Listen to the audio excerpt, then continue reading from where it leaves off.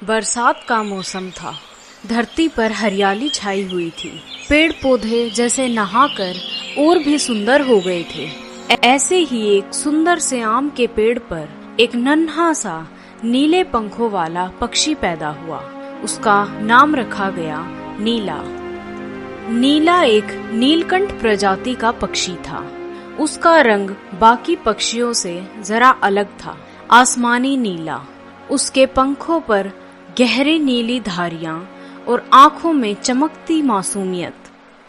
उसका घर एक छोटे से गांव के बाहर पुराने पीपल और आम के पेड़ों के बीच बना हुआ था। नीला जब छोटा था तो उसकी माँ उसे हर रोज उड़ाने की कोशिश कराती।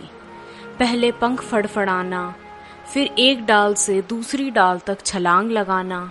नीला डरा रहता। अगर मैं गिर गया तो वह पूछता।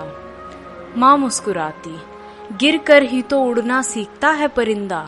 धीरे धीरे नीला उड़ना सीख गया, लेकिन उसे पेड़ों से बाहर की दुनिया बहुत डरावनी लगती थी। हर रोज वह बड़े बड़े बाजों को, इंसानों को और बिल्ली जैसे खतरों को देखता। वह सोचता, क्यों उड़ूं वहां जहां खतरा है, यही सुरक्षित हूँ। एक दिन गांव के पास वाले पोखर पर एक बूढ़ा सारस बैठा था। वह घायल था। नीला उसे देख डर गया, लेकिन माँ ने समझाया, कभी किसी की पीड़ा को देखकर भागो मत, समझो, सुनो, मदद करो। नीला धीरे धीरे सारस के पास गया और पूछा, आप घायल हो गए हैं? सारस ने दर्द भरी हंसी हंसी, उड़ान में चोट तो लगती है बेटा, लेकिन उड़ान ना हो तो जीवन अधूरा रह जाता है। नीला ने पूछा, क्या आपने बहुत दूर की उड़ानें भरी हैं? सारस की आंखों में चमक आ गई। मैंने हिमालय से लेकर समुंदर तक उड़ान भरी है।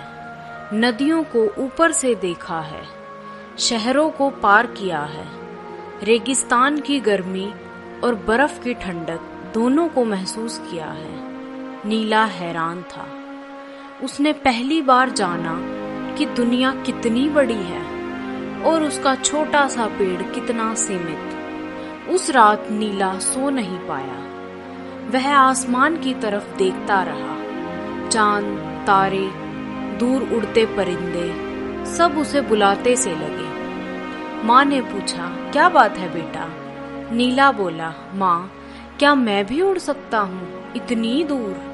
क्या मेरे पंख इतना सह सकते हैं? माँ ने कहा, तुम्हारे पंखों की ताकत से ज्यादा तुम्हारे हौसलों की जरूरत है। सुबह नीले ने निश्चय कर लिया। वह पहली बार गांव से बाहर उड़ चला। उसकी उड़ान ऊंची नहीं थी, लेकिन नई थी। उसने देखा खेत, बैल, कुएं, खेलते बच्चे, सड़क, साइकिल, सब कुछ नया था। रास्ते में उसे एक कौवा मिला। कौवा हंसते हुए बोला, इतना नीला क्यों है तू? कहीं आकाश से गिरा था क्या? नीला चुप रहा। फिर एक मैना मिली। बोली, अरे तू कितना सुंदर है, क्या तू समुद्र से आया है? नीला थोड़ा मुस्कुराया। पहली बार उसे अपने रंग पर गर्व हुआ। जैसे जैसे समय बीता, नीला एक घने जंगल में पहुंच गया। यहाँ पेड़ ऊंचे थे और हर तरफ अजनबी पक्षियों की आवाजें थी।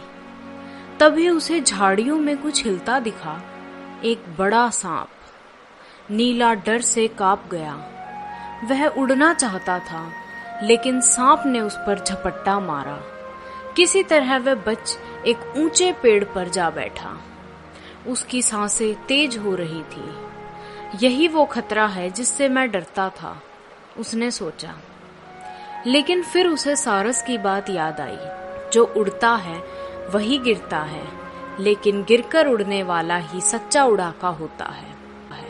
जंगल में नीला की मुलाकात हुई चकोर से। चकोर अकेला रहता था, लेकिन बहुत ज्ञानी था। वह चांद को देखता और कहानियां सुनाता। चकोर ने नीला से कहा, तू नीला है, तेरा रंग तेरी पहचान है, तू जहाँ चाहे उड़ सकता है। बस मन का डर हटा। नीला ने उससे उड़ने के तरीके सीखे, हवा को पढ़ना, दिशाओं को पहचानना, शिकारियों से बचना। कई दिन बीते। नीला अब अनुभव से भर चुका था। उसने पहाड़ों के पास तक उड़ानें भरी थी, बारिश में भीगा था और ताजे फलों का स्वाद चखा था। एक दिन उसने सोचा, अब माँ को मिलना है। जब वह गांव लौटा तब सब चकित रह गए। नीला अब सिर्फ नीला नहीं था, वह तेज उड़ान वाला, आत्मविश्वासी, मुस्कुराता हुआ पक्षी बन चुका था। माँ की आंखें भर आई। अब तू बड़ा हो गया है बेटा। समय बीता। नीला अब गांव के छोटे पक्षियों को उड़ना सिखाता था। वह बताता, डर को पीछे छोड़ो, पंखों पर भरोसा रखो और उड़ चलो अपनी मंजिल की ओर। बूढ़ा सारस अब नहीं था, लेकिन नीला अब उसी तरह बन चुका था, एक अनुभव से भरा हुआ पथ प्रदर्शक। हर सुबह नीला आसमान की ओर देखता और चुपचाप उड़ता चला जाता। उसकी आंखों में चमक होती और गांव के बच्चे कहते, देखो नीला उड़ रहा है। वो सिर्फ एक पक्षी नहीं, एक सपना है जो उड़ता है। डर को पहचानो, लेकिन उससे हारो मत। उड़ान सिर्फ पंखों से नहीं, हौसलों से होती है। दुनिया बड़ी है, लेकिन तुम्हारे भीतर उससे भी बड़ी शक्ति छिपी है।